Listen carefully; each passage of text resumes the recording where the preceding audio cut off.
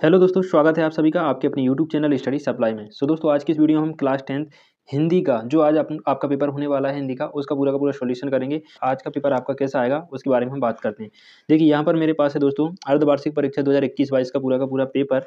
तो पहले मैं आपको पूरा का पूरा पेपर दिखा देता हूँ, किस तरीके से पेपर आया हुआ था, ये आप देख सकते हैं, है ना। ये सारे क्वेश्चन आपके पेपर में आए हुए थे, है ना। इसी तरीके से दोस्तों आपका 2022-23 का अर्धवार्षिक का पेपर आएगा। ठीक है, तो चलिए मैं आपको इसका सॉल्यूशन भी करवा देता हूँ, है ना। सबसे पहले अपन क्वेश्चन देखते हैं क्या आया हुआ था। सही विकल्प आए थे। तो गिरिजा कुमार माथुर की प्रारंभिक शिक्षा हुई, पूछा गया था। तो कहाँ पर हुई थी दोस्तों, आपको याद रखना है, झांसी में। हो सकता है इसमें से काफी सारे क्वेश्चन आपके पेपर में भी फंस जाए, है ना। दूसरा है काव्य के कितने भेद होते हैं, तो आप सभी जानते हैं काव्य के 2 भेद होते हैं। तीसरा दिया है संचारी भावों की संख्या कितनी होती है, आप सभी जानते हैं संचारी भावों की संख्या कितनी होती है, 33। मनु भंडारी का बचपन कहाँ बीता, ठीक है। मनु भंडारी का बचपन बीता तो अजमेर में बीता था, ध्यान रखिएगा दोस्तों, अजमेर में। ठीक है। हास्य रस का स्थायी भाव है, हास्य रस का स्थायी भाव सभी जानते हैं क्या होता है, हास होता है। ठीक। भभूत लगाने से लेखक शिव पूजन सहाय बन जाते थे, क्या बन जाते थे वो, बम भोला बन जाते थे। आप सभी ने कहानी पढ़ी होगी, क्या बन जाते थे, बम भोला। ठीक। इसके बाद आपके खालिस्तान आए हुए थे दोस्तों। आत्मकथ्य कविता गुण विद्यमान है, प्रसाद गुण विद्यमान है। ठीक है।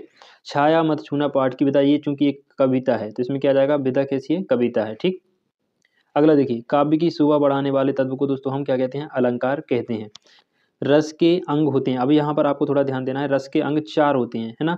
रस के जो भेद होते हैं वो 9 होते हैं, तो आपको 9 नहीं लगाना, यहाँ पर अंग पूछे गए हैं। तो 4 अंग होते हैं, कौन कौन से होते हैं, स्थायी भाव, अनुभाव, विभाव और संचारी भाव। ठीक है। आगे देखिए, राष्ट्रभाषा के रूप में फादर को देखना चाहते थे, किसको देखना चाहते थे वो, हिंदी को राष्ट्रभाषा के रूप में देखना चाहते थे। ठीक है। मात्रिक छंद में मात्रिक छंद में की गणना की जाती है, तो आप सभी जानते हैं मात्रिक छंद में मात्राओं की गणना की जाती है। ठीक। माता का आंचल नामक अंश उपन्यास खालिस्तान से लिया गया है, तो आप सभी को पता होना चाहिए कहाँ से लिया गया है, देहाती दुनिया से। ठीक। इसके बाद आपकी आई थी सही जोड़ियाँ। ठीक। आत्मकथ्य, आत्मकथ्य के लेखक कौन है, जयशंकर प्रसाद, तो फर्स्ट हो जाएगा। दूसरा है रस काव्य की आत्मा होती है, तो ये दूसरा हो जाएगा, ये सॉरी पहला होगा ये वाला। ठीक। ये दूसरा। उसके बाद आया था एक कहानी यह भी, ये है किसकी रचना, मनु भंडारी, तो तीसरा वाला हो जाएगा। नेताजी का चश्मा, ये किसकी रचना है, स्वयं प्रकाश की, तो ये फोर्थ वाला हो जाएगा। रामचरितमानस महाकाव्य, तो ये 5वां हो जाएगा। और माता का आंचल किसकी रचना है, शिव पूजन सहाय की। ठीक है। शिव पूजन सहाय की रचना है माता का आंचल, तो ये आपका लास्ट वाला 6 हो जाएगा।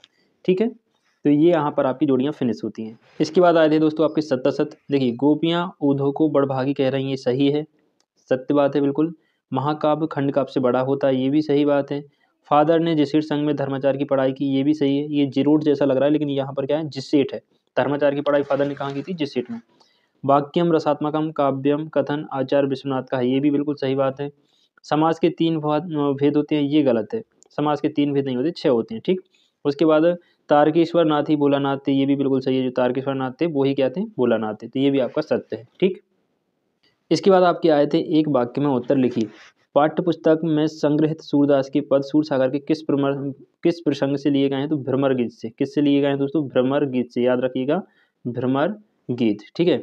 वन के वैभव में क्या कूट कूट कर भरा है, तो वन के वैभव में क्या भरा है, शोभा और सौंदर्य। क्या भरा है दोस्तों, शोभा और सौंदर्य, याद रखिएगा, शोभा और सौंदर्य। ठीक है। इसके बाद वीर रस का स्थायी भाव सभी जानते हैं क्या होता है, उत्साह। क्या होता है, उत्साह होता है वीर रस का उत्साही भाव। ठीक है। इनको मैं मिटा देता हूँ पहले। इसके बाद आया दोस्तों, माँ की उपमा किससे की गई है, तो घर के कामों से। किससे, घर के कामों से, घर के कामों से। ठीक है। लिखने में थोड़ा सही नहीं आ रहा तो आप याद रखना, घर के कामों से। संधि के कितने भेद होते हैं, कितनी होती हैं, 3 भेद होते हैं। नाक किसका द्योतक होती है, नाक जो होती है मान मर्यादा इज्जत, है ना, इज्जत का द्योतक होती है। आप लिख सकते हैं प्रतिष्ठा, क्या लिख सकते हैं, प्रतिष्ठा। इज्जत मान मर्यादा या प्रतिष्ठा का क्या होती है, द्योतक होती है। जॉर्ज पंचम की नाक में किस पर व्यंग्य किया गया था, याद रखिएगा, मंत्रियों और सरकारी कार्यालयों की कार्य प्रणाली पर। ठीक।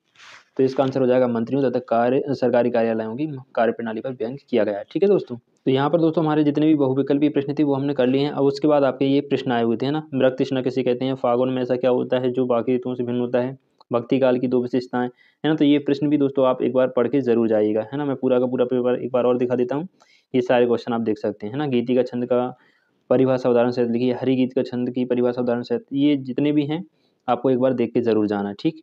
इस तरीके से ये ऑब्जेक्टिव आए थे कुछ और, है ना। मुहावरे आए थे, आपठित गद्यांश आया हुआ था, है ना, आपठित पद्यांश भी आया हुआ था।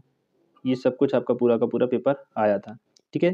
तो एक बार आप इसको ज़रूर से देख के जाइएगा। चलिए दोस्तों, मिलते हैं आपसे नेक्स्ट वीडियो में, तब तक के लिए खुश रहिए, मस्त रहिए। जय हिंद।